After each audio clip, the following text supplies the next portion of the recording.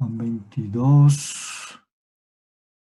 Minutico más, ¿vale? Démosles un minutico más a ver si llegan otros. Démosles un minutico más.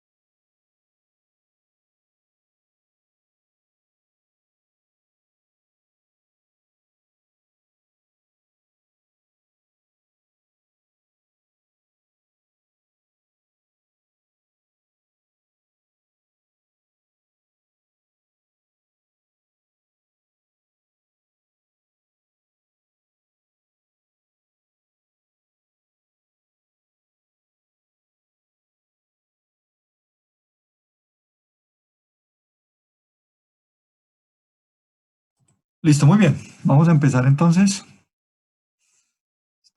Ahorita han llegado 23. Muy bien. Vamos a hablar entonces de dos temas hoy. Hoy vamos a terminar sistema digestivo. ¿Listo? Una pregunta, Alexis. ¿Qué han dicho de cuándo empezar las evaluaciones? ¿Ya dieron alguna definitiva? ¿Qué le dijeron de la...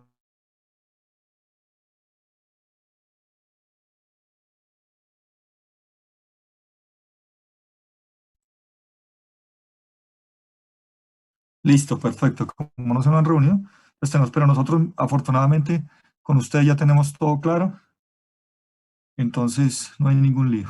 No es uno que nos digan y ya ya cuadramos entre todos aquí, entre nosotros, nos cuadramos acá frescos. No hay problema. Muy bien, vamos a lo nuestro entonces. Vamos a dos clases hoy, una de fisiología hepática y vamos a hablar de digestión y absorción para terminar la parte digestiva, ¿vale? Como ustedes se dan cuenta, esta clase, mira, aquí tiene el nombre estos son unos estudiantes míos que hicieron esta exposición, porque yo siempre pongo este tema de fisiología hepática, lo pongo como una exposición para colaborarle un poco a los estudiantes. Y esta vez no ha sido la excepción, desde el punto de vista de clase remota, los muchachos de las otras dos universidades han hecho exposiciones sin ningún inconveniente. Es más, ya probé hacer quizzes orales también sin ningún inconveniente, exámenes escritos sin ningún inconveniente, pero pues con ustedes yo sé que es a otro ritmo, entonces tenemos que esperar. Muy bien, entonces hablemos un poco, por qué dejé al hígado aparte? ¿Y por qué el hígado está aparte? Pues por la cantidad de funciones que cumple como órgano, ¿cierto? Fisiológico. Entonces, tenemos que hacerle un capitulito chiquito aparte a él para poderlo recordar. Entonces, ¿cuáles son todas esas funciones? Miremos, entre otras, unas ya las hemos visto, ustedes ni siquiera han dado cuenta, pero sí, ya las hemos visto.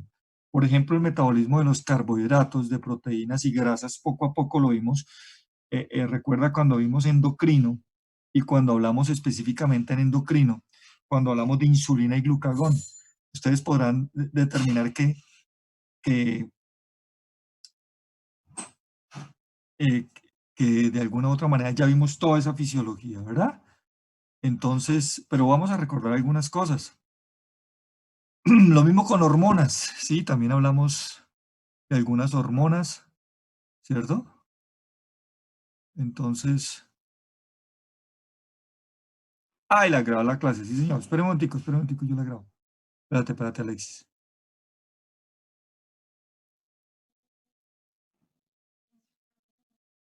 Listo, Alexis, ya lo estamos grabando. Gracias.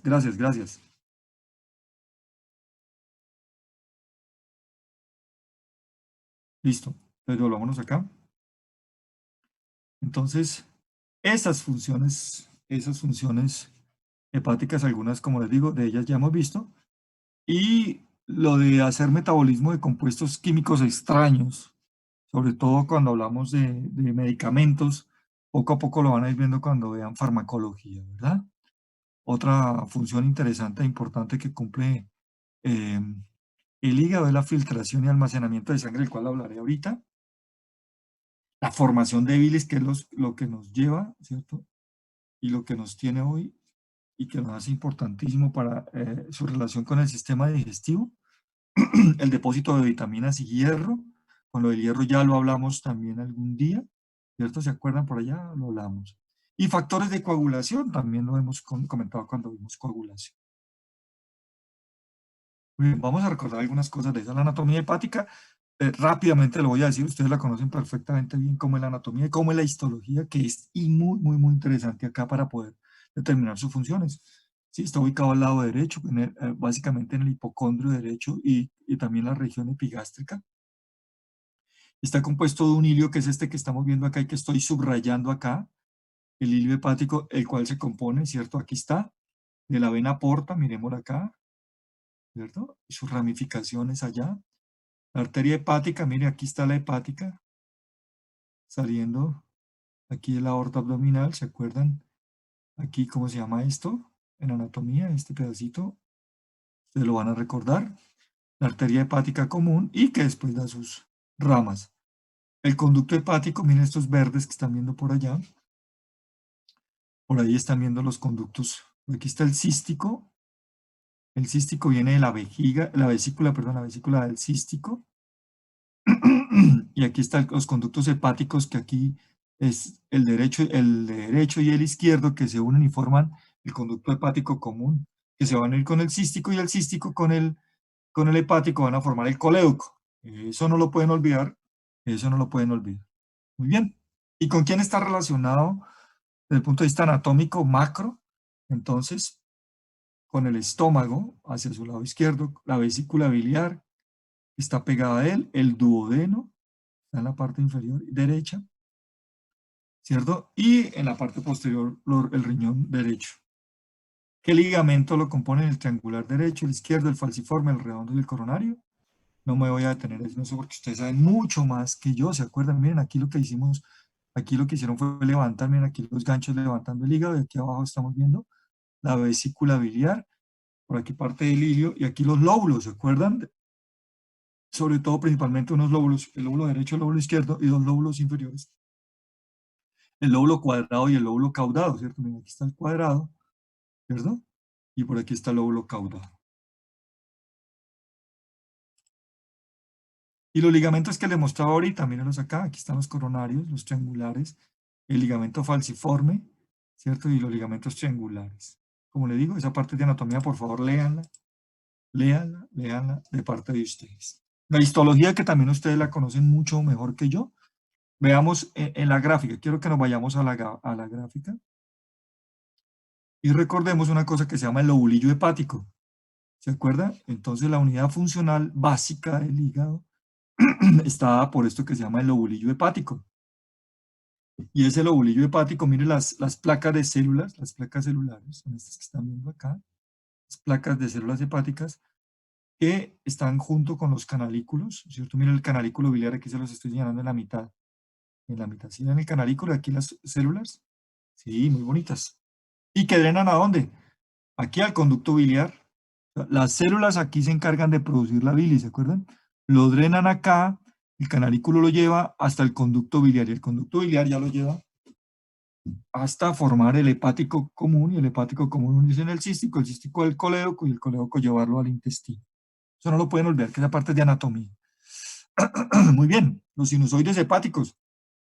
Sí, claro, no podemos tener, aquí está el sinusoide hepático, No podríamos tener esto sin tener un sinusoide hepático con sus células, ¿cierto?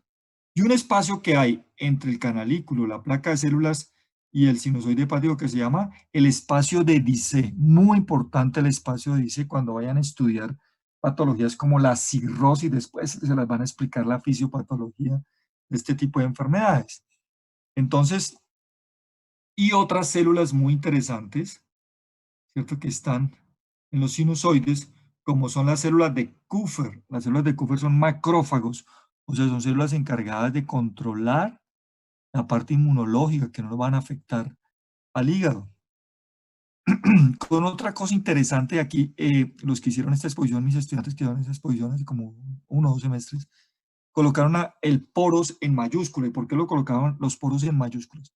Porque estos espacios de dice que ustedes están viendo acá, mis hijos, esto es una parte de histología que quiero que la recuerden. Entonces estos espacios de dice que ustedes están viendo acá, que es el espacio que existe entre las placas de células del canalículo y el sinusoide, se comunican todas porque este sinusoide es un sinusoide particular, fenestrado, lleno de huecos que permiten el paso tranquilamente de sustancias de un lado para el otro. Y entonces dice expuestos esos sinusoides a la sangre venosa procedentes del tubo digestivo. Sí, claro, y esa parte también es muy interesante la conexión que existe, ¿cierto? Y miren aquí la vena central, no la pueden olvidar. También existen los tabiques interlobulillares, ¿cierto? Los tabiques interlobulillares, entre lóbulo y lóbulo, aquí no pues estamos viendo uno solo, ¿cierto? En los cuales también están por aquí, miren la arteria hepática y sus arteriolas que van dando sus ramas ahí. Veámoslo acá, qué bonito en esta placa que me dejaron los muchachos montada. Aquí está la famosísima tríada portal, ¿se acuerdan de la tríada portal? Aquí miren aquí esa forma, ¿cierto? Pentagonal de un lóbulo hepático con su vena central, no lo olviden, esta es una imagen histológica que uno no olvida nunca. Y los tabiques interlobulillares. Y aquí la tríada con la vena, la porta y el canalículo, ¿se acuerdan? La vena porta, la arteria hepática y el canalículo biliar, que conforman esa tríada clásica hepática. Muy bien. Una particularidad que tiene el hígado es que recibe gran cantidad de sangre. Gran cantidad de sangre. El 27% del gasto cardíaco tiene que pasar al hígado y entonces uno se pregunta, pero ¿por qué más de un cuarto de la sangre que sale del corazón tiene que pasar por el hígado en algún momento? Pues por la cantidad de funciones que acabamos de ver, ¿cierto? Fíjate que cumple funciones inmunológicas, endocrinas, hematológicas, digestivas. Entonces, un órgano que al cumplir tantas funciones, pues debe recibir una gran cantidad de sangre para poderlas cumplir. Más, entonces, aquí está el dato, 27% del gasto cardíaco debe pasar por el hígado. ¿Y de dónde saca la sangre? De dos aportes importantísimos que ustedes ya conocen también por anatomía. La vena porta y la arteria hepática. Por la vena porta recibe más o menos 1050 mililitros por minuto y la arteria hepática más o menos unos 300 mililitros por minuto para sumar un total de 1350 mililitros. Eso es lo que da un aporte grandísimo, con unas presiones que también son muy interesantes. Yo se las voy a mencionar, pero no las vayan a olvidar, por favor, mis hijos, cuando vayan más adelante, cuando por allá estén en patología y en fisiopatología y cuando lleguen a clínica, ese dato de las presiones. Entonces recuerden que la porta tiene una presión bajita de 9 milímetros de mercurio, ¿sí? Y bajita con respecto a quién, si no la comparamos, pues, con una arteria, ¿cierto? Por ejemplo, la aorta que tiene presiones más o menos entre 90, 70, 100, 80, ¿cierto? La porta, pues, por ser una vena, recibe presiones. Y la arteria hepática que también recibe. ¿Y por qué subrayo eso y por qué les hablo de la fisiopatología y la patología? Porque existe una enfermedad que se llama hipertensión portal y está relacionada con muchas patologías como por ejemplo la cirrosis hepática o por ejemplo la insuficiencia cardíaca congestiva, que después van a entender, ¿vale? Esa vena porta, entonces tiene una presión bajita de 9, pero cuando entra, hace su recorrido por los sinusoides hepáticos y termina saliendo por la vena hepática, la presión ya llega en ceros, muy normal de las venas grandes, ¿cierto? Dice que la diferencia de presión revela la resistencia del flujo sanguíneo por el hígado, ¿cierto? Que no es mucho. Bien, una de las funciones que mencionamos en el hígado es que es un buen depósito de sangre. Sí, cuando necesitamos, pues el hígado se nos convierte como en una esponja que es capaz de tener unos depósitos de sangre. ¿Por qué? Porque es un buen depósito de sangre, porque es un órgano muy bien bañado por venas como la porta, ¿cierto? Que es un órgano grande y expansible. Entonces los vasos pueden almacenar grandes cantidades de sangre en determinados momentos. ¿Como cuáles? Por ejemplo, cuando el paciente comienza a tener dificultades, y me voy a meter otra vez con la parte de la fisiopatología para que cuando lleguen allá, no lo, por lo menos lo recuerden algunos.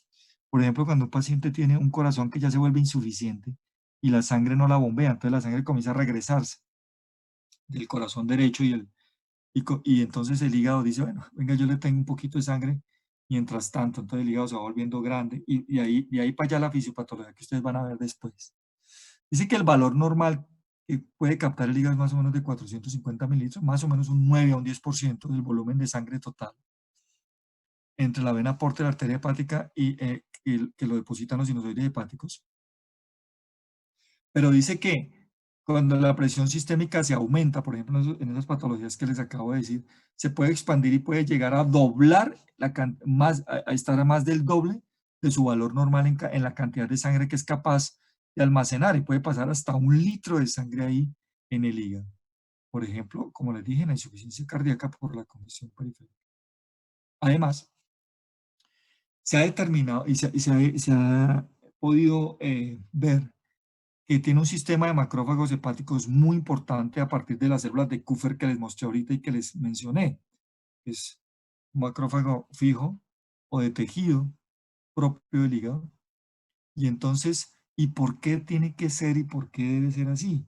Porque acuérdense que estamos recogiendo sangre a nivel del sistema digestivo y recuerde que en el colon, pues comenzamos a formar materia fecal y tenemos una gran cantidad de bacterias. Lo que se ha demostrado es que las células de Kupffer son capaces de hacer esa depuración de esos bacilos del colon que va llegando, ¿cierto? De sangre procedente del intestino, depuran la sangre y si uno se pone a comparar la sangre que sale después del hígado a la circulación sistémica, podremos ver que tienen menos de un 1% de bacterias, porque fueron filtradas a partir de este proceso que hicimos acá. O sea, otra de las funciones del hígado, ¿vale? Muy interesante también. Pero no se contenta con esto, sino que también el sistema linfático es muy, pero muy importante a nivel del hígado. Y lo dije hace rato, ¿se acuerdan de los poros sinusoidales? Le dije que la palabra está en mayúsculas.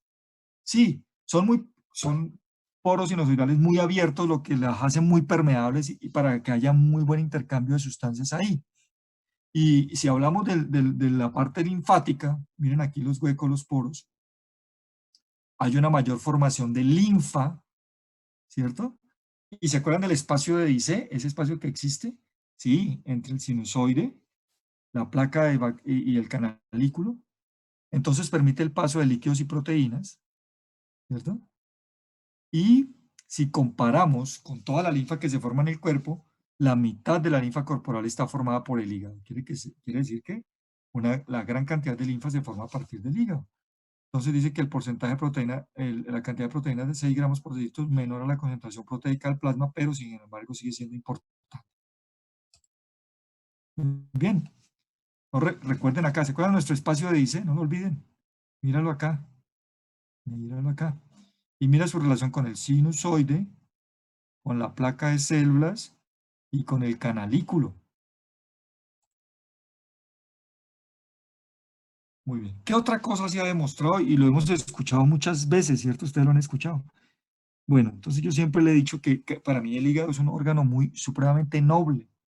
Supremamente noble, ¿por qué? Porque él aguanta y aguanta y aguanta cosas. Y cosas como cuáles.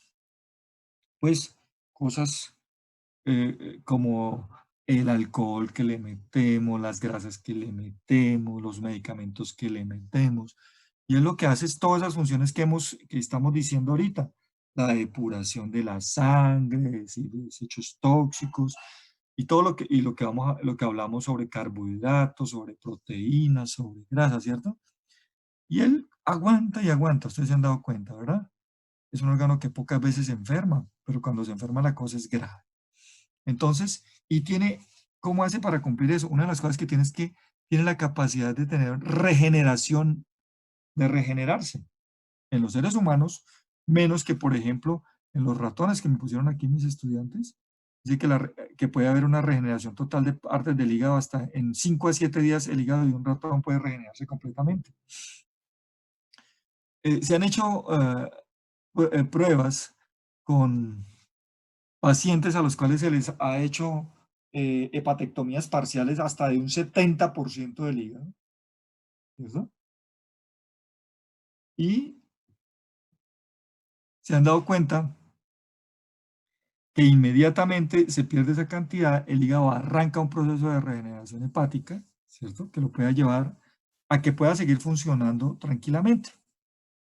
Entonces dice que los hepatocitos pueden reproducirse de 1 a 2 veces gracias a algunas moléculas quiescentes, o sea, que están ahí quietas. Y uno de los, no está muy claro qué es lo que sucede, pero se ha determinado factores de crecimiento como el HGF o factor de crecimiento hepático, que mientras, hepatocitario, perdón, que mientras estemos tranquilos, seamos sanos y el hígado no tenga ningún problema, pues él va a estar quiescente, quieto. Pero en el momento en que se vea, en que él sienta que hay pérdidas importantes, mayores del 10-20% del hígado, inmediatamente entran en ciclo celular, o sea, hace que los hepatocitos entren en ciclo celular, los que quedan buenos, para hacer esa regeneración hepática. Entonces, producida por células mesenquimpatosas del hígado y por otros tejidos, pero no por los propios hepatocitos. Y es esencial en la división y crecimiento de las células. Estos hepatocitos, ellos solo se reproducen en un sentido y estos ayudan a reproducir otro tipo de células. Entonces, se ha dicho que hay otros factores que están involucrados, como el factor de crecimiento epidérmico, el factor de necrosis tumoral, la interleuquina 6 que cumplen funciones similares, pero que en el hígado especialmente este HGF, ¿cierto? También se ha hablado de factor transformante beta, producida por células, por las mismas células hepáticas, y que cuando ya se ha hecho la regeneración del hígado, de la parte que se pueda regenerar, ¿cierto? Y que con eso el organismo pueda funcionar, esta regeneración hepática entra en un estado nuevamente de inhibición y de proliferación de hepatocitos y todo vuelve a quedarse quieto. O sea, no podemos decir que estamos regenerando constantemente el hígado, no, lo hace cuando lo necesitamos y nada más. Y entonces, ¿cuándo frena? Cuando hay una relación óptima entre el peso del hígado y el organismo. Muy bien, vamos a recordar algunas funciones del hígado entonces. Como el metabolismo de los carbohidratos, vuelvo a insistir que nosotros ya lo vimos. Importante, en la ayuda de los depósitos de grandes cantidades de glucógeno. ¿Se acuerdan? Cuando consumíamos y cuando veíamos la clase de insulina y decíamos que si uno tiene una dieta rica en carbohidratos, pues uno los utiliza los que necesite y los demás los tiene que almacenar. Y los almacena en 3 órganos principalmente que son, ya lo recordamos, en músculo, en tejido adiposo y en el hígado. Primero en músculo y en hígado, ¿se acuerda? Convirtiéndolo en glucógeno, miren. Entonces, una de las funciones del hígado es ayudar al metabolismo de los carbohidratos almacenando grandes cantidades de glucógeno en la medida que él pueda almacenar. Otro es la gluconeogenia, ¿se acuerda? O sea, ustedes saben de eso más que yo, a partir de la bioquímica, ¿cierto? ¿Cómo podemos tener carbohidratos a partir de otros productos? Y la conversión de galactosa y fructosa en glucosa, que es muy interesante, porque al fin y al cabo la principal fuente energética de los seres humanos es la glucosa, como lo veremos ahorita, en la clase siguiente. Muy bien, en el metabolismo de las grasas también nos ayuda, claro que nos ayuda, pero es importantísimo el hígado allí. Ayuda a la oxidación de ácidos grasos para proveer energía. Recuerden ustedes que cuando nos vemos abocados a ayunos prolongados o cuando la insulina no se puede secretar en la medida en que se deba secretar, entonces tenemos que echarle la mano a algún otro producto que nos provea energía. Y en ese caso entonces le echamos la mano a las grasas y el hígado se vuelve importantísimo para el proceso de oxidación de las mismas. O lo contrario, para la síntesis de grasas a partir de proteínas y de hidratos de carbono, por ejemplo, de los carbohidratos, ¿se acuerda cuando excedemos los consumos de carbohidratos? Entonces los guardamos primero como glucógeno en hígado y en músculo, pero si ya esos depósitos están llenos y nos sigue sobrando carbohidratos, entonces lo que terminamos es convirtiéndolos en ácidos grasos y el hígado hace una función importantísima allí. Síntesis de grandes cantidades de colesterol hepático, ¿cierto? Fosfolípidos y lipoproteínas que nos ayudarán al transporte. Entonces, no solamente en la síntesis de carbohidratos, sino también en el transporte, gracias a la síntesis de lipoproteínas que nos ayudan a transportar. Entonces, esta es la parte bioquímica que ustedes ya vieron y alguna parte de fisiología endocrina que también ya vi. Pero con las proteínas también, importantísimo también con las proteínas, síntesis de otros compuestos a partir de los aminoácidos, ayuda a la desaminación de aminoácidos en esos procesos bioquímicos complejísimos que ustedes vieron, ¿se acuerdan? Como el proceso de desaminación y transaminación, ¿cierto? A la formación de proteínas del plasma, por ejemplo, la albúmina, no la olviden, ¿cierto? Es importantísimo. La albúmina dentro de las proteínas plasmáticas. ¿Se acuerdan que por allá la vimos cuando vimos presión hidrostática y coloidosmótica y vimos lo importante que era la albúmina? Pues el hígado es vital para la formación de esa albúmina. Y acuérdense que la albúmina tiene una relación directa con la presión coloidosmótica del plasma.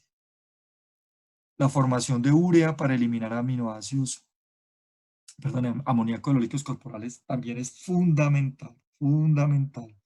No olviden pegarle una leidita a la síntesis y eliminación de la urea, ¿cierto?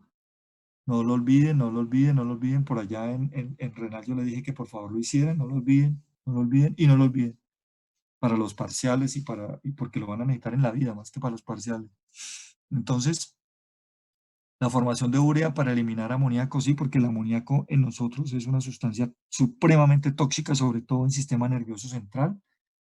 Entonces, lo que tenemos que hacer es que mediante mecanismos bioquímicos transformamos ese amoníaco en urea a partir de la ornitina y todos esos procesos bioquímicos que ustedes leyeron, van a leer, de los líquidos corporales.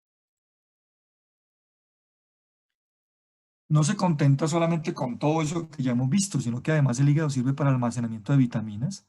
Por ejemplo, tres muy importantes. Nos sirve, el hígado es un almacencito ahí que nos tiene guardado vitamina A, vitamina D y vitamina B12. Imagínense que si dejáramos de consumir estas tres vitaminas, se ha demostrado en pacientes que los depósitos que cada uno de nosotros tenemos y tenemos un consumo normal de alimentos, nos alcanzaría los depósitos que tenemos en el hígado para 10 meses sin vitamina A o con carencias, o de vitamina D un poco menos, de 3 a 4 meses, o de vitamina B12 más de un año de almacenamiento de estas vitaminas ahí en el hígado. Otra cosa que ya habíamos visto, yo no sé si ustedes lo recordarán, cuando vimos eritrocitos, ¿cierto? Por allá hablamos de los depósitos de hierro, y hablamos de lo importante que era el hierro en la hemoglobina, ¿se acuerdan? Pues bien, el hígado es un depósito importante de hierro. Recuerda que el hierro tiene varios sitios donde se deposita, principalmente en la hemoglobina, en la sangre, más del 60%, pero hay un 30% que se deposita en el hígado a partir de ese sistema apoferritina, ¿se acuerdan? De una proteína que tiene los hepatocitos y que capta cuando el hierro está en el plasma, lo capta y lo convierte en paquetes de hierro llamados ferritina, y que cuando lo necesitamos vuelve y lo suelta.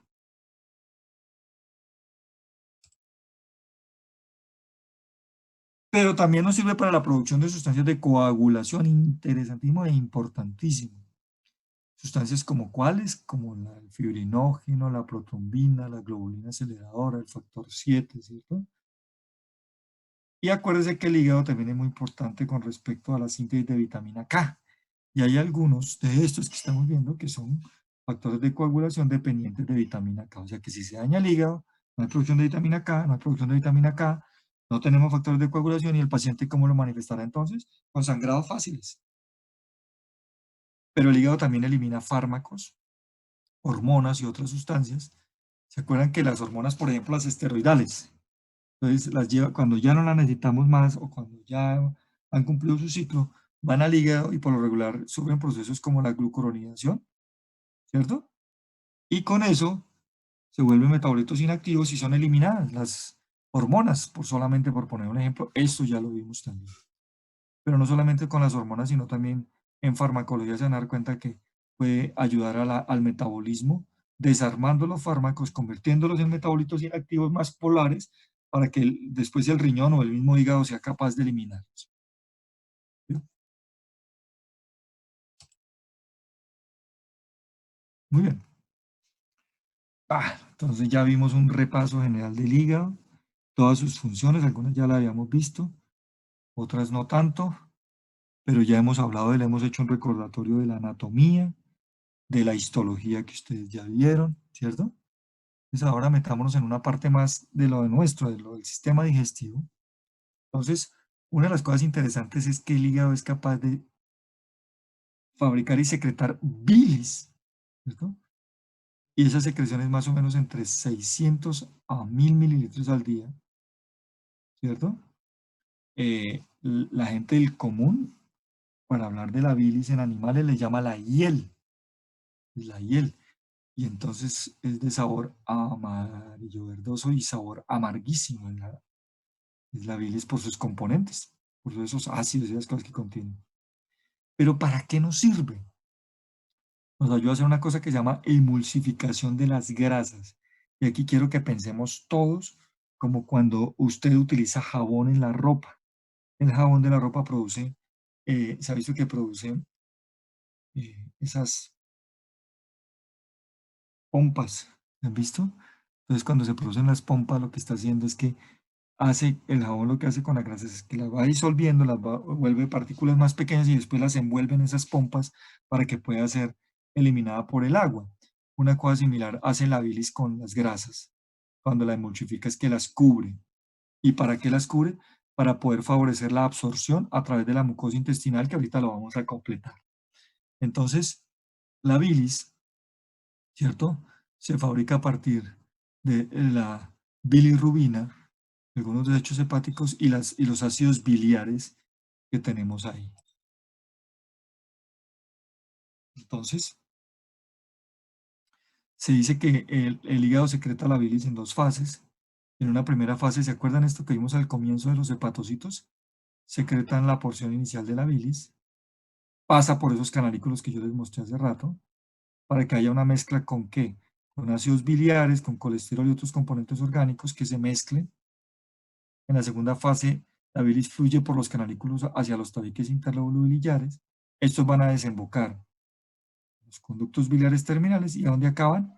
En el conducto hepático, y el conducto hepático se une con el cístico, y el cístico y el hepático forman el colédoco. ¿Y dónde termina la bilis entonces? Llegando hasta al duodeno, ¿cierto? ¿Para qué? Para que en el duodeno, cuando llegue el quimoácido del estómago y nos traiga comida grasa, nos ayude a digerir las grasas y después absorberlas, como lo veremos ahorita. Muy bien, esa bilis, entonces, miren acá, ¿dónde se puede almacenar y dónde sufre algunos cambios bioquímicos? Pues para eso existe esta señorita que se llama la vesícula biliar. Entonces, ojo acá del árbol biliar. Voy a escribir, eso ya lo vieron en anatomía, espero que ya lo hayan visto, pero se lo voy a volver a escribir. Digamos, aquí está el hígado. ¿Eh? Bueno, aquí estuviera el hígado. Y entonces el hígado, ¿se acuerdan de los canalículos, de la trea y toda esa vaina? Va formando los canalículos hasta que forma el conducto hepático derecho, el conducto hepático izquierdo que se une y forman el conducto hepático común. El conducto hepático común se conecta con la vesícula biliar, ¿cierto? Y le vierte aquí la bilis que formó acá. Entonces dice que la mayor parte de la bilis es almacenada en la vesícula. Entonces el hígado comienza a producir bilis, si no la necesitamos inmediatamente, entonces la deposita acá. Y esta vesícula biliar tiene una capacidad de almacenamiento de entre 30 y 60 mililitros de bilis. Ustedes dicen, pero es que producimos un litro, sí, pero es que la estamos gastando durante todo el día. ¿Qué hace la vesícula biliar con esa bilis que recibe del hígado? Entonces la mucosa de la vesícula biliar es capaz de concentrar esta bilis, disminuyendo la cantidad de agua, el cloruro de sodio y electrolitos pequeños, y aumentando, dejando mucha mayor cantidad de colesterol, sales biliares, lecitina y bilirrubina. Entonces, si hacemos una comparación entre los dos cuadros, entre el cuadro de la bilis que produce el hígado y la bilis que produce la vesícula biliar, no es la misma, pero la función es exactamente igual. Entonces, en cuestión de agua, vamos a ver algunos ejemplos acá con lo que tenemos. Pues mire la diferencia que existe entre la bilis que produce el hígado y la bilis que almacena la vesícula biliar por la absorción que hace a partir de la mucosa de la vesícula biliar. Entonces, miren aquí el agua que produce el hígado tiene 97.5 gramos por decilitro de agua, pero cuando llega y se almacena en la vesícula biliar hace absorber y quedan 92 gramos por decilitro. Las sales biliares, en cambio, cambian, miren. Pasan de 1.1 gramos a 6, de 0.04 a 0.3, ¿cierto? El colesterol de 0.1 a 0.309, y aquí ustedes van a ver. Miren lo que pasa con el, por ejemplo, con el sodio. En el hígado es de 145 miliequivalentes, o sea, isosmótico, mientras que en la vesícula biliar absorbe parte de ese sodio con el agua y entonces queda en 130 miliequivalentes. Entonces se preguntarán, bueno, pero es que aquí hay una diferencia entre esta, y que la función es igual, es igual. Si yo pongo a funcionar esta, a funcionar esta desde el punto de vista digestivo, es exactamente igual. No hay diferencias marcadas entre una y otra.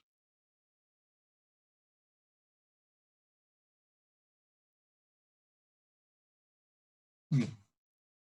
Ahora hablemos de las hormonas y cómo intervienen.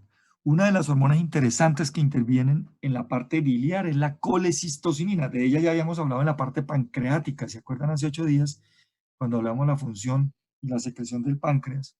Y entonces la colecistocinina estimula el vaciamiento vesicular. Es más, es que su nombre radica de ahí. Colecisto quiere decir vesícula biliar, ¿cierto? Entonces, cuando hablamos de cisto es vesícula y cole biliar. Entonces, la vesícula biliar, la colecistocinina, sustancia de la vesícula biliar.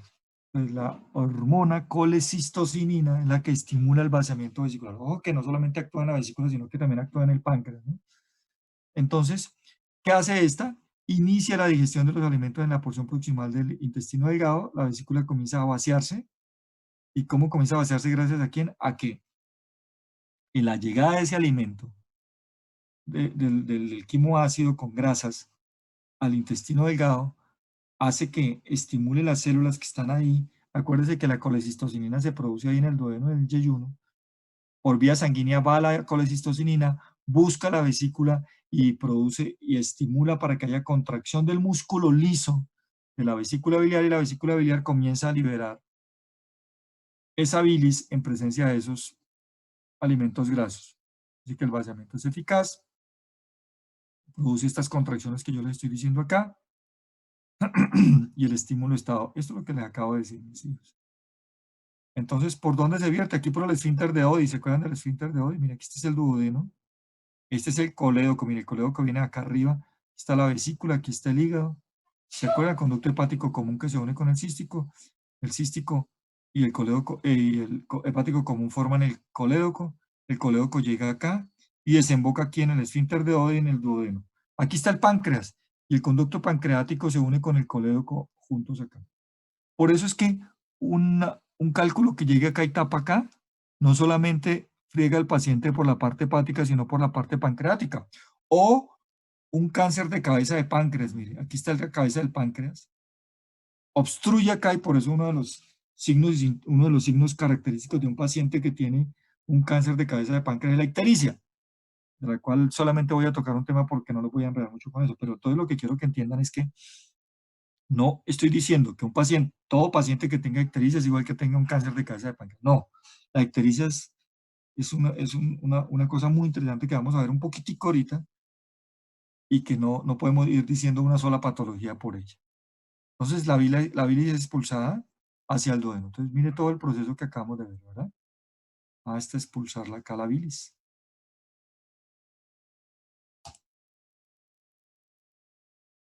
Muy bien, ¿cómo se sintetizan las sales biliares? Entonces, parten del colesterol, ¿cierto? Entonces, las células hepáticas sintetizan 6 gramos de sales biliares por día. ¿Y su precursor cuál es? El colesterol. ¿De dónde tomamos colesterol? De la dieta, y también sintetizado por los hepatocitos, ¿cierto? A partir de las grasas. Lo convertimos por mecanismo bioquímico en ácido cólico. Hay hay dos aminoácidos importantes aquí, la glicina y la taurina, que se combinan con esos ácidos, y forman los ácidos biliares glucocólico y taurocólico. Estos son los ácidos biliares ya conjugados, que son capaces de formar sales sódicas para ser eliminadas por la bilis. Entonces, ¿de dónde partimos como fuente importante de la bilis? A partir del colesterol y sus mezclas. Pero acuérdense que la bilis no solamente tiene sales biliares. Me voy a devolver.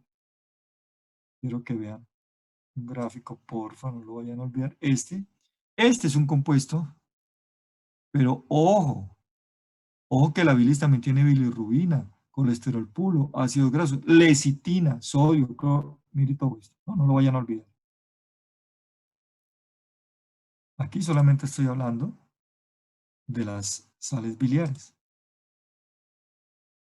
Bueno, ahora bien, ¿para qué sirven? Entonces, en la digestión, entonces vamos a irnos metiendo en la segunda clase y voy a hablar, esto lo voy a repetir ahorita cuando vuelva a hablar de digestión. Entonces, la función emulsificadora o detergente, mire, por eso dice detergente, o sea que funciona como los jabones. Ustedes lo saben, eso por química de quinto bachillerato uno aprendió que cómo era que funcionaban los jabones, cómo era que los jabones son capaces de sacar la mugre. Porque la mugre, el mayor porcentaje de componentes de la mugre es grasa. Entonces lo que hacen es que la envuelven, ¿cierto? Y esa es la función emulsificadora de detergente. Lo mismo hacen la bilis con las grasas que consumimos nosotros, disminuye la tensión superficial de las partículas, fracciona, lo vuelve pedacitos más chiquitos de grasa y los envuelve, ¿cierto? Necesita una cosa que llama la agitación del intestino, entonces los movimientos de mezcla ahí se vuelven importantes. Esto es para la digestión. Y ya para la absorción, entonces, se forman como esas pompas de jabones, que en el caso de la digestión se llaman micelas, que envuelven las grasas y las meten adentro, ¿cierto? Para volverlas solubles, porque el problema que tenemos es que la insolubilidad de ellas. Y son transportadas a la mucosa por absorción hacia la sangre. Pasan de la mucosa intestinal hacia la sangre y ya hacen el resto de cosas que ustedes ya saben. Dice que en ausencia de sales biliares en tubos digestivos que tienen 40% de líquidos ingeridos, entonces tendríamos una diarrea en la cual botaríamos grandes cantidades de lípidos y tendríamos un déficit metabólico de los mismos. Bien. Una de las cosas interesantes es que las sales biliares se reutilizan como si las recicláramos. Se dice que mediante la difusión en la mucosa, las primeras porciones que están ubicadas en la primera parte del intestino y en la mitad en esa parte, y la otra mitad por transporte activo en el línea distal, las sales biliares penetran en la sangre porta retornando del hígado, captadas por los hepatocitos, excretadas por la bilis, y miren lo que sucede.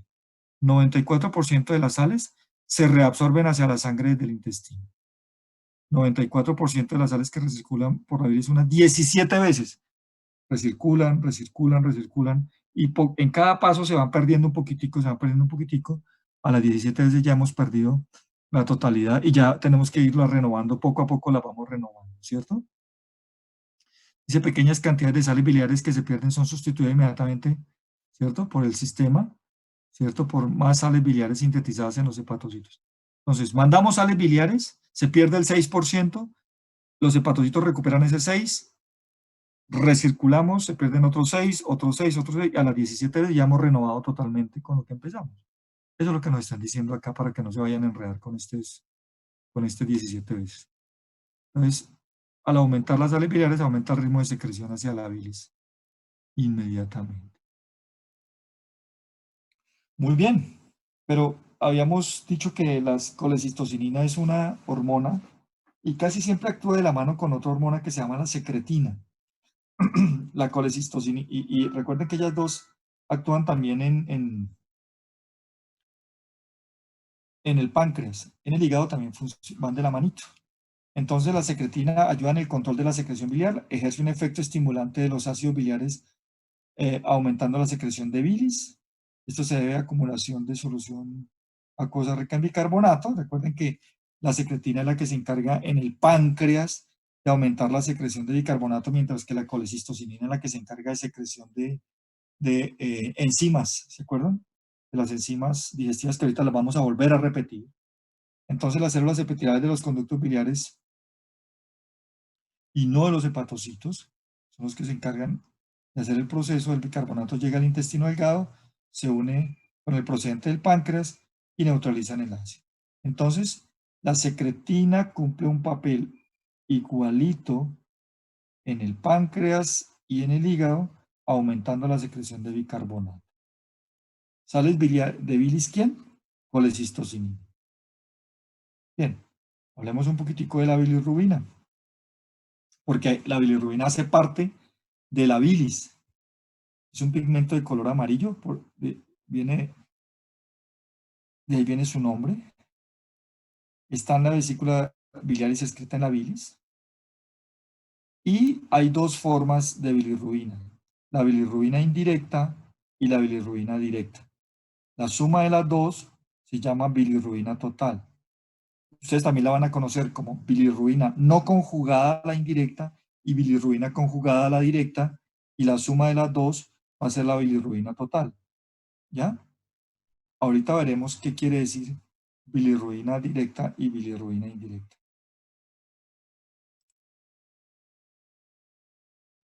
Muy bien. Entonces la pregunta es, ¿de dónde saca el cuerpo bilirrubina? Entonces, aquí nos tenemos que ir más atrás a la fisiología de los eritrocitos. Recuerda que cuando hablamos de los eritrocitos decíamos que los eritrocitos, glóbulos rojos o hematíes tienen una vida media, eso no está aquí, ¿no? Solamente se lo voy a recordar. Una vida media de 120 días, ¿recuerdan? Sí. Que pasados esos 120 días, ellos inician el proceso de apoptosis, pues, un proceso de muerte celular en el retículo endotelial del vaso, ¿cierto? A partir del sistema mononuclear, ¿cierto? Fagocítico, que está básicamente en el hígado, y que se encarga de la degradación de estos glóbulos rojos. ¿Sí? Entonces, ¿qué hacemos con los glóbulos rojos? Recuerden que los glóbulos rojos tienen una proteína muy importante que se llama la hemoglobina. Entonces, y la hemoglobina tiene dos porciones: la porción globínica, que es la proteica pura, y que terminamos cuando ya desbaratamos esos glóbulos rojos como si fuera un carro viejo que ya no funciona más. Entonces lo que hacemos es sacar las partes que nos sirvan. Las partes que nos sirven del glóbulo rojo, una de las partes de la hemoglobina. Entonces la fraccionamos en hemo, otra vez la volvemos a convertir en su grupo hemo y su grupo globínico. Su grupo globínico, cogemos los aminoácidos, los que podamos utilizar los utilizamos, y la parte hemo. ¿Qué hacemos con la parte hemo? Vámonos acá a este cuadrito. Ojo con este cuadrito, mis hijos. No hay problema. Se lo tienen que aprender de memoria. Si ya se lo saben, los felicito. ¿Cierto? Me imagino que se los han mostrado muchas veces. Yo solamente se lo voy a repetir hoy una vez más. Entonces, a partir de ese grupo hemo, entonces desbaratamos las partes que nos sirvan. Recuerden que en el grupo hemo están las moléculas de hierro, ¿se acuerdan? Sí. Y por aquí hay algo de monóxidos. Y entonces, a partir de esas fracciones, de lo que nos queda del grupo hemo, y en presencia de una enzima que se llama la hemo,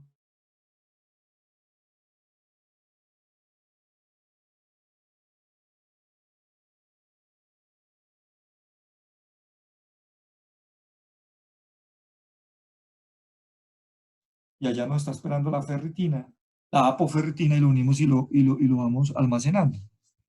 Entonces la biliverdina, en presencia de la biliverdina reductasa,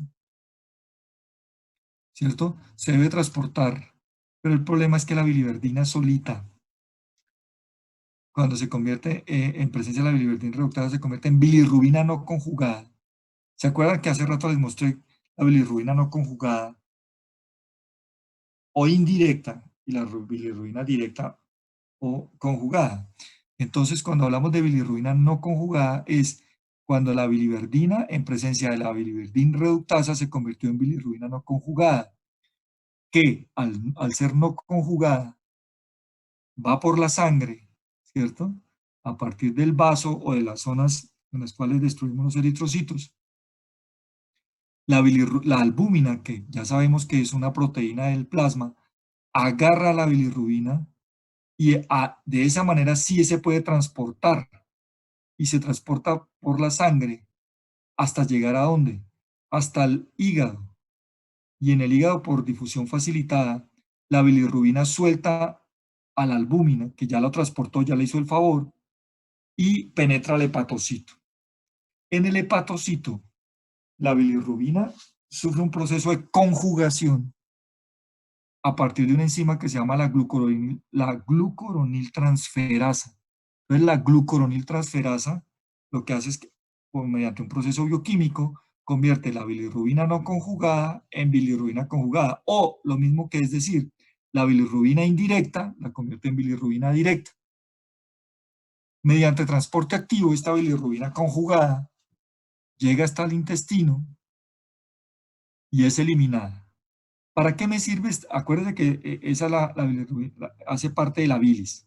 Es eliminada por oxidación y acción bacteriana, entonces se convierte en urobilinógeno. Este urobilinógeno, el 20% de este urobilinógeno se va para un lado y un 80% se va para otro lado. De este 20%, ¿cierto? 90% va a la recirculación enterohepática que le mostré ahorita. ¿Se acuerdan las 17 veces que recirculaba? Y un 10% se elimina por la orina en forma de urobilina. Aquí dice urobilina, urobilina. Y la urobilina es la que le da el color característico a la orina. Y el otro 80% del urobilinógeno que se formó se va a transformar en un pigmento que se llama estercobilina.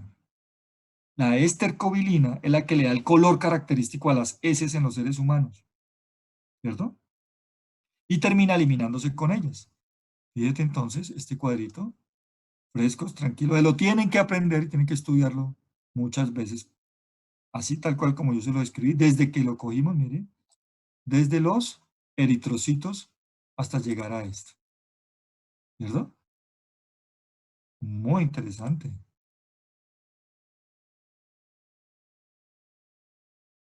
Muy bien.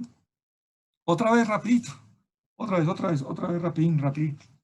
Hagámosle otra vez. Entonces, aquí tenemos los eritrocitos que ya se volvieron frágiles, fueron tomados por el sistema retículo endotelial principalmente en el vaso, ¿cierto? Se dividieron en dos, ¿se acuerdan? Dividieron el eritrocito y entre las cosas que extrajeron del eritrocito fue la hemoglobina, grupo E, la globina en aminoácidos, el grupo E. Entonces, tomaron y lo convirtieron en biliverdina. La biliverdina se convirtió en bilirrubina no conjugada. La bilirrubina no conjugada se unió a proteínas del plasma como la albúmina. Ahí se llamaba bilirrubina no conjugada o indirecta. Fue transportada hasta el hígado, los hepatocitos la tomaron, ¿cierto? La conjugaron. No olviden las enzimas, la glucoroniltransferasa, la biliverdina, fructasa también. Aquí y en el hígado entonces la mandaron al intestino. En el intestino ya como bilirrubina no conjugada y por acción bacteriana se convirtió en urobilina y la urobilina tomó dos caminos, el urobilinógeno y el estercobilinógeno, ¿cierto? Una parte de esta, el urobilinógeno le dio la coloración a la orina y se fue por riñones, ¿cierto? Mírenlo acá. Y otra parte se fue se convirtió en estercobilina y le dio la coloración a las heces y se perdió por otro. Y otra parte entró a la recirculación enterohepática. Muy bien, ¿qué tal? Quiero que observen esta exposición de estos muchachos. Yo colecciono las diapositivas que son bonitas y que son bien, dice que es un muy buen resumen, muy bien hechecita para que se den cuenta que sí se puede. No, nada cargado, mire, diapositivas, ¿no?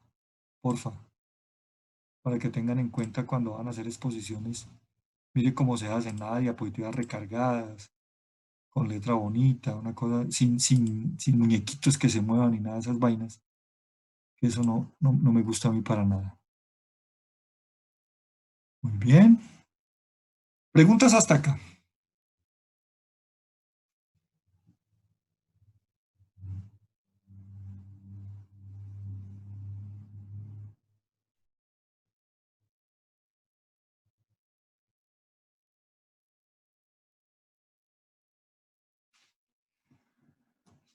¿Está claro esta primera parte del hígado?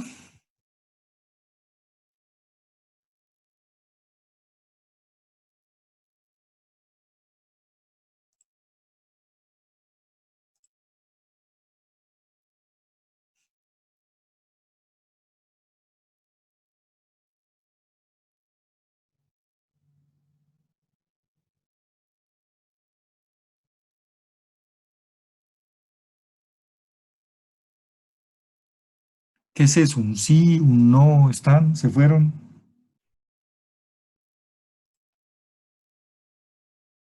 Listo, parece que, como de costumbre, aquí Alexis es el único que siempre está. Muy bien, sigamos pues. Si no hay preguntas, no vamos a perder el tiempo. Muy bien, hablemos de digestión y absorción en el tubo digestivo.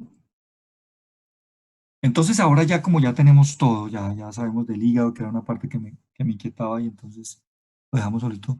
Ahorita vamos a la última parte. Recuerda que cuando empezamos a hablar del sistema digestivo, hace por allá, hace 15 días, habíamos dicho que dentro de las funciones del tubo digestivo, los requerimientos para poder cumplir con lo que tiene que hacer el tubo digestivo uno era el transporte, ¿se acuerdan? Y entonces en el transporte habían dos tipos de movimientos y era la mezcla y la digestión, de la cual ya hablamos. Lo otro era la secreción, de lo cual ya hablamos. Y los otros dos procesos era la absorción del tubo digestivo, ¿verdad? Entonces, arranquemos pues hablando de la digestión y la absorción del tubo digestivo. Esta parte sí es muy sencillita, mis hijos, porque ya la tenemos casi toda. Lo primero que tenemos que tener en cuenta entonces es que la digestión de los diversos... Voy a hablar cuando hablamos de digestión de alimentos, hablemos de los nutrientes principales que son carbohidratos, proteínas y lípidos. Y entonces tenemos que tener en cuenta, como lo he repetido durante estas 3 semanas ya, ¿sí?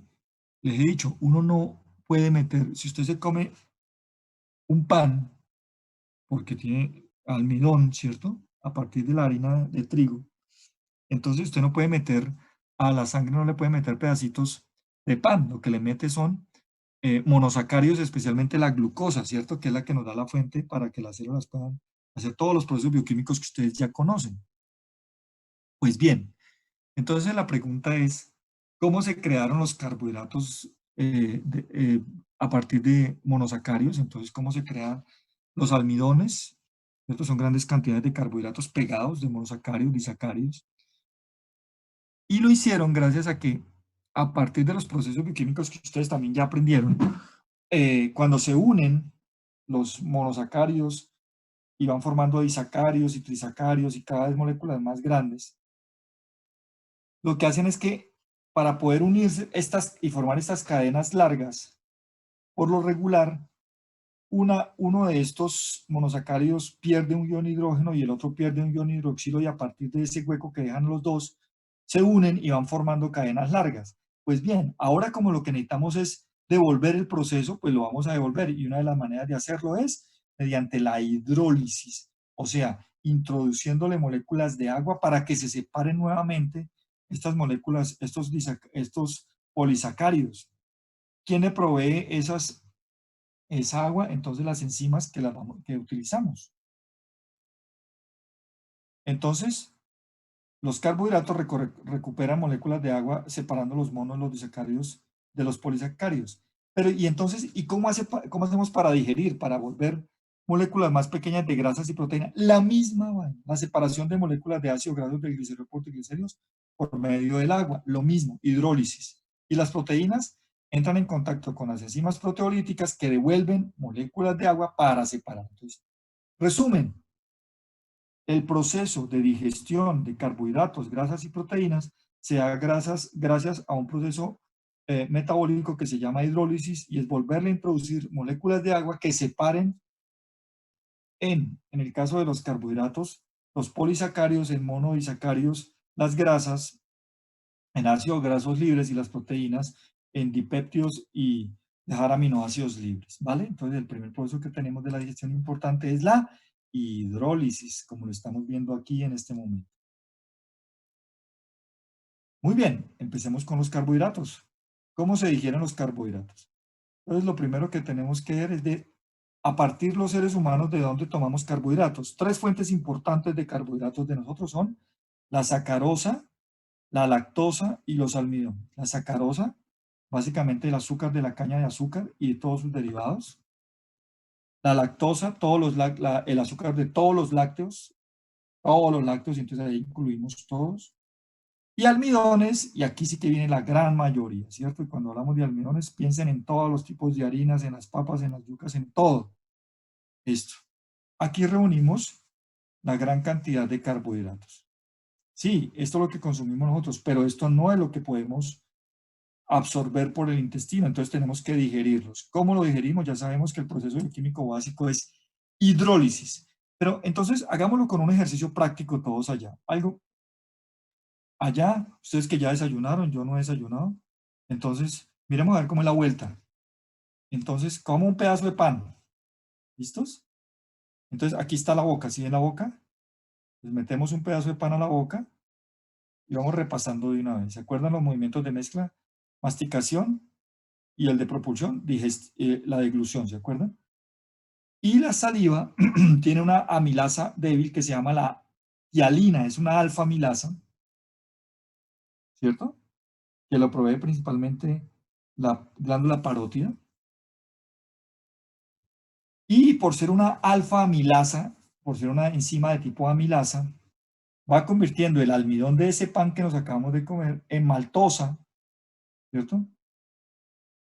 Pero esta maltosa, que ya no es un polisacárido tan grande, el proceso dura muy poco tiempo y no alcanza a hidrolizar sino más o menos el 5%. ¿Dónde cae por el proceso de deglución? Ese bolo alimenticio pasa por el esófago. ¿Se acuerdan que la principal secreción del esófago es moco? Por esas glándulas que tiene el esófago. Llega aquí al estómago. Miren el estómago, aquí lo estamos viendo. Y aquí en el estómago, ¿recuerdan ustedes qué enzima secreta el estómago que pueda digerir carbohidratos? Ninguna. No, el estómago no tiene enzimas que degraden carbohidratos. Entonces no existe ninguna enzima específica. Y antes que la acidez lo permita, la tealina sigue actuando, la tealina con que viene, porque cuando comienza a aparecer la acidez, inmediatamente frena el actuar de la tialina. Y entonces ahí se degrada más o menos entre un 30 y un 40%. Ya se convierte en quimoácido y pasa de aquí del estómago que ustedes están viendo acá y llega aquí al duodeno, pasa al intestino, acá que está el píloro, pasa aquí al intestino delgado, al duodeno. Y entonces el paso del quimo hacia el intestino le avisa al páncreas para que el páncreas secrete sus enzimas. Y como estamos en carbohidratos, la enzima principal que degrada carbohidratos a partir del páncreas se llama la amilasa pancreática. Es mucho más efectiva si la comparamos con la tialina, que también es una amilasa secretada pero por la saliva. Y dice que en menos de 20 minutos hidroliza la mayor parte de carbohidratos, con una particularidad. Y la particularidad es que no completa el proceso, o sea, no degrada los carbohidratos hasta su fracción mínima, que son monosacáridos, sino que los deja básicamente en di y trisacáridos.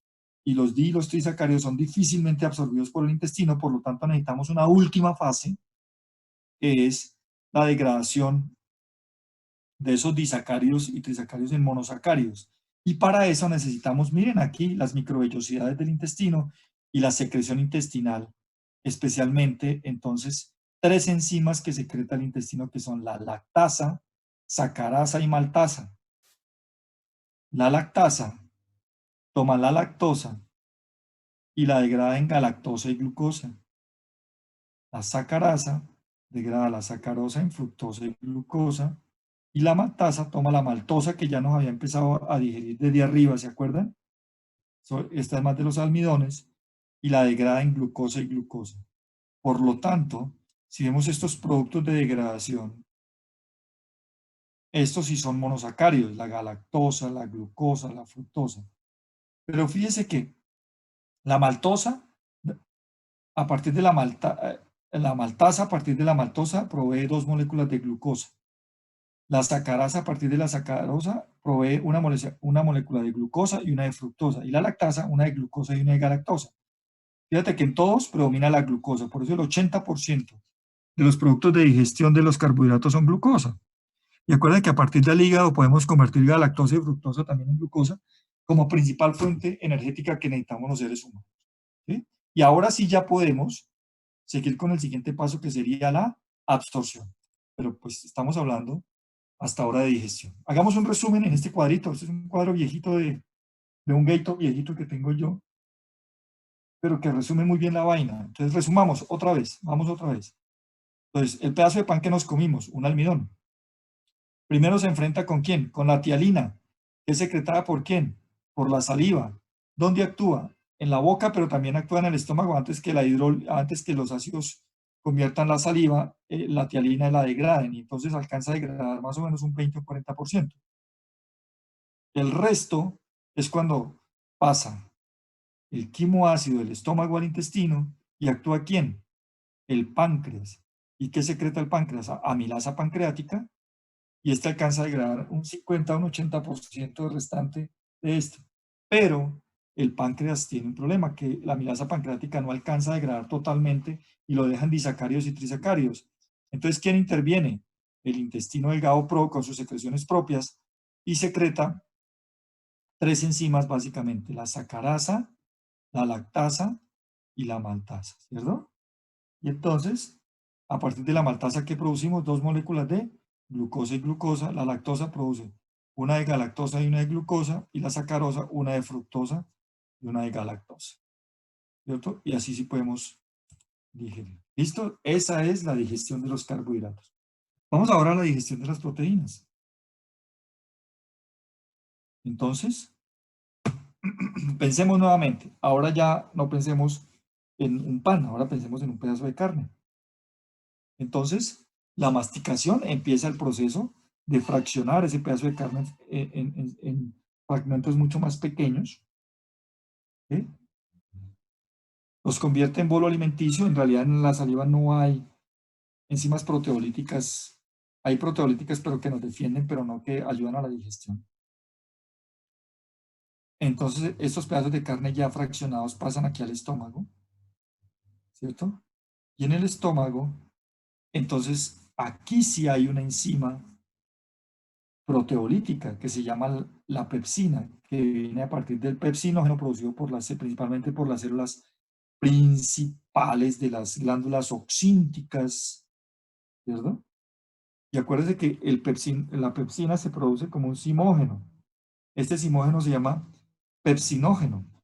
Y este pepsinógeno, para que se convierta en pepsina, entonces necesita la presencia de acidez, la producción de ácido clorhídrico del estómago, para que la pepsina comience a digerir. Y una de las principales cosas, lo que empieza a digerir la pepsina es el colágeno. El colágeno, que es una parte muy importante de la carne, entonces ya la deja en más o menos, digiere un 10 a un 20%, y la deja lista para que el quimoácido pase del estómago al intestino, ya con parte de ese pedazo de carne o de esas proteínas digeridas, y llega y nuevamente ¿quién actúa? Pues lógicamente estamos hablando de que si usted come una hamburguesa, entonces tiene pan y carne, pues todo lo va haciendo al mismo tiempo. Las enzimas pancreáticas aquí, entonces se encargan de la secreción de enzimas proteolíticas. Recuerde que son 3: la tripsina, quimiotripsina y carboxipolipeptidasa. Hay otras pequeñas como las elastasas o como las nucleasas, pero estas 3 son las más grandes y actúan como lo dijimos en esa ocasión, que la tripsina y la quimiotripsina degrada fracciones grandes y le deja la última labor a la carboxipolipeptidasa para degradar y dejar. Pero nuevamente, como sucede con los carbohidratos, aquí la degradación no llega hasta aminoácidos, que es lo que uno requeriría, sino que lo dejan dipéptidos y tripéptidos. El problema es que dipéptidos y tripéptidos no podemos absorber. Entonces necesitamos nuevamente al intestino delgado, lo mismo que sucedía con las enzimas de los disacaridasas. Aquí nuevamente el intestino delgado hace su aparición y entonces secreta aminopeptidasas y dipeptidasas que se encargan de degradar esos dipéptidos y tripéptidos que nos dejaron las enzimas pancreáticas y nos dejan aminoácidos libres. Y los aminoácidos libres sí son capaces de ser absorbidos por el intestino. Muy bien. Y llegamos a las grasas. Entonces, pero ya lo vimos ahorita, ¿se acuerdan? Por eso era que necesitaba esa clase de hígado. Entonces, ¿se acuerdan de la emulsificación y reducción? Entonces, lo primero que necesitamos hacer con las grasas es que la envolvemos en la bilis y la bilis se encarga de emulsificar y reducir en fracciones más pequeñas esas grasas, las envuelven. Necesitamos que se agiten por la mezcla y que la lipasa pancreática ¿se acuerda que el páncreas secretaba también enzimas lipolíticas? Tres, especialmente. La lipasa pancreática, la colesterol esterasa y la fosfolipasa A2. En este caso, si son lípidos puros, entonces la lipasa pancreática completa el proceso que comenzó a formar la bilis.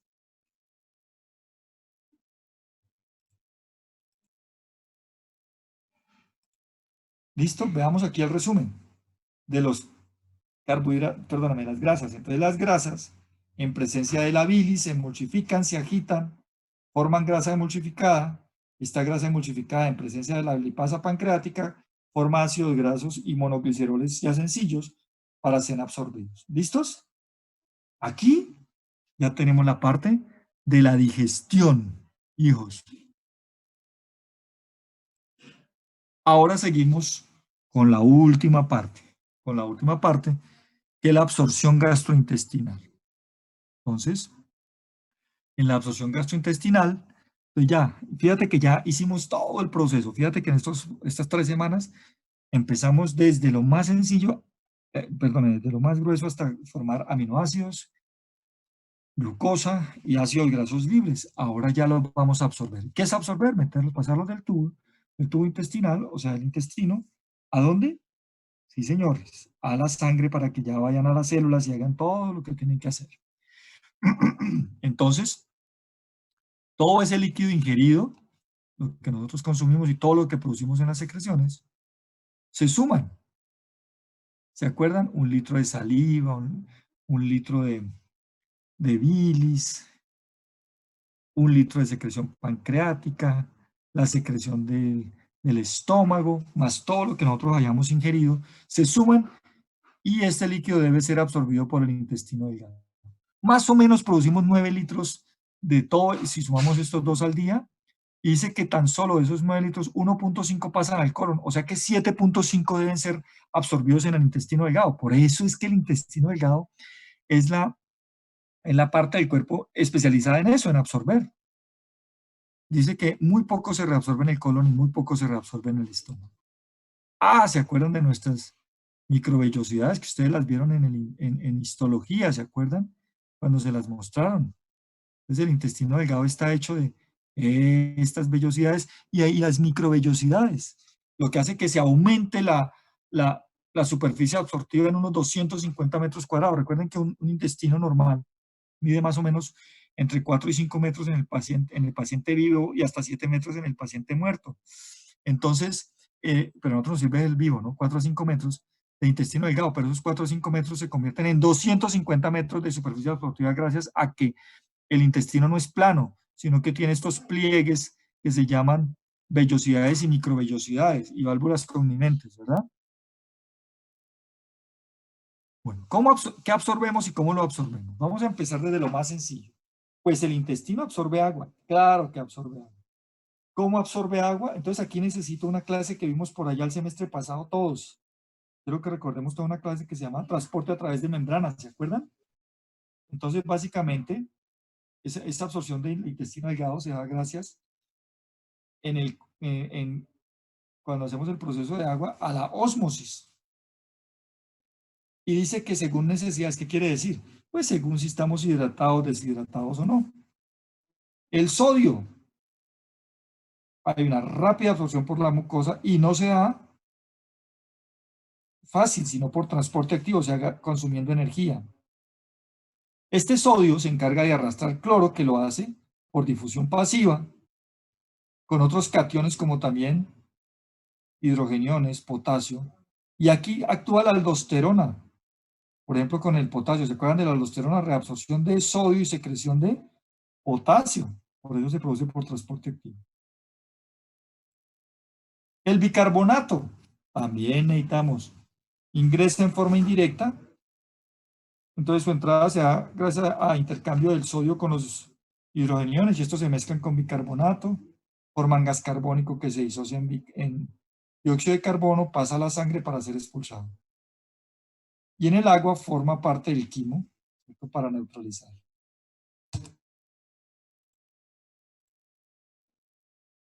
Dice que en el colon el proceso es de secreción de iones bicarbonato que son intercambiados por cloro. Mire que en el colon es al contrario. Muy bien. Y la absorción de nutrientes, ¿cómo se produce? Ya tenemos los monosacáridos. ¿Se acuerdan de los monosacáridos? ¿Se acuerdan los que acabamos de dejar? La glucosa que acabamos de dejar. Muy bien. Y yo quiero que recuerden todos por allá, mis hijos. Yo no sé si alguno lo recuerda. Espero que todos lo recuerden.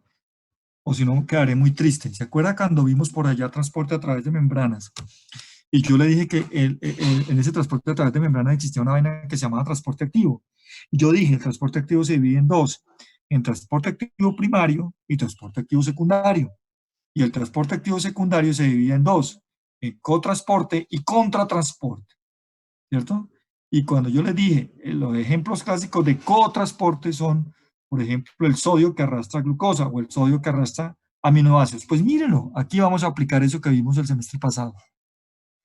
Entonces los monosacáridos, para yo poder transportar, pasar esta glucosa del pedazo de pan que me comí y que ya lo tengo listo en el intestino delgado para absorberlo, lo hace gracias a cotransporte con el sodio que acabamos de ver que lo hacía por transporte activo, ¿sí o no? Gastando energía. Pues bien, mírenlo acá.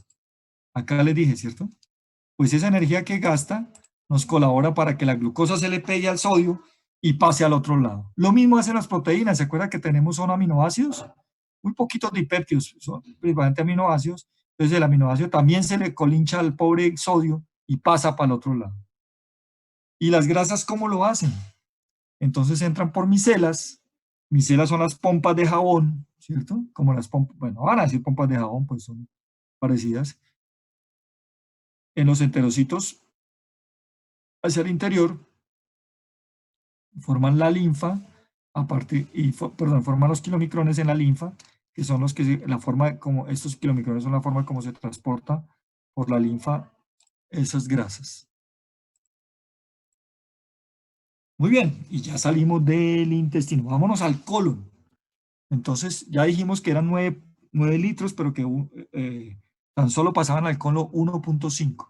Entonces, ese 1.5 lo tenemos que absorber también, y el colon también en su primera porción. Recuerde que el colon lo podemos dividir en dos porciones, en ascendente y la mitad del transverso, y la otra porción en la segunda parte del transverso, el colon descendente, recto y colon recto llano, ¿cierto? Entonces, en esa primera porción hace reabsorción de agua y electrolitos, porque la otra porción es para almacenar ya la materia fecal. Entonces, lo que hacemos es absorbemos ese 1.5 de líquidos que todavía nos queda y formamos las heces sólidas. Entonces, la capacidad máxima de absorción del intestino grueso es entre 5 y 8 litros máximo. Entonces, ¿qué pasa cuando un paciente, vamos a hacer un ejemplo, un paciente le dio una infección intestinal, una bacteria entró, ¿cierto? Y acabó con las microvellosidades del intestino delgado. Entonces no puede absorber nada. Entonces todos esos 9 litros pasan derecho para el intestino, para el colon. El colon absorbe hasta máximo 8 y eso que 8 es mucho. Absorberá por ahí hasta 6, 7. ¿Y qué hace los otros 3 litros? Pues los bota en forma de diarrea. Entonces por eso es que usted a veces tiene diarreas que usted dice, hijo de madre, pero qué cantidad de cosas que estoy botando. Es porque el pobre colon no puede volverlos a absorber. Muy bien, ¿qué otras funciones cumple? Perdóname. Cumple el colon. Las bacterias del colon nos ayudan a sintetizar vitamina K, vitamina B12, tiamina, riboflavina. Las heces formadas tienen tres cuartas partes por agua y material sólido. Y el color es dado por la estercobilina y la urobilina que dijimos ahorita a partir de la bilirrubina. Listo, mis hijos. Preguntas, por favor. Si hay, si no hay, no hay problema. ¿O está todo claro? Sí, sí, sí fui claro en mi exposición.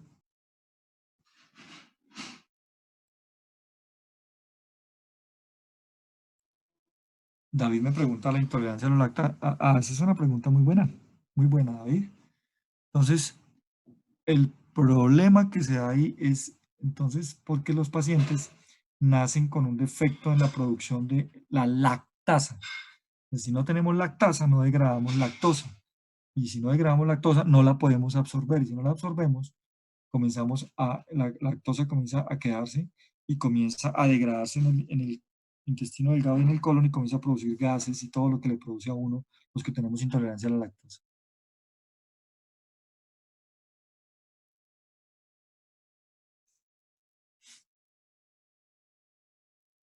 Perfecto. Alexi, no te olvides mandarme la listica de los que no están asistiendo para poder hacer el informe a la universidad. Por favor. Y estoy pendiente de lo de la evaluación. Cuando sepas algo me avisas, ¿vale? Alexis, porfa.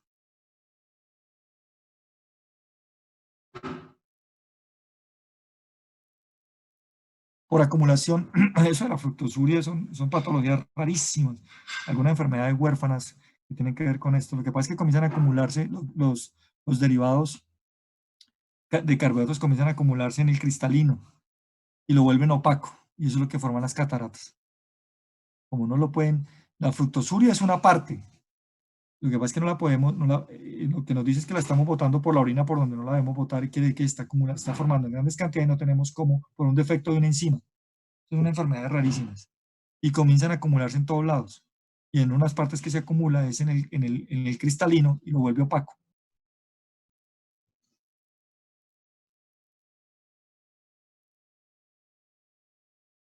Listo. Si no hay más, muchas gracias a todos.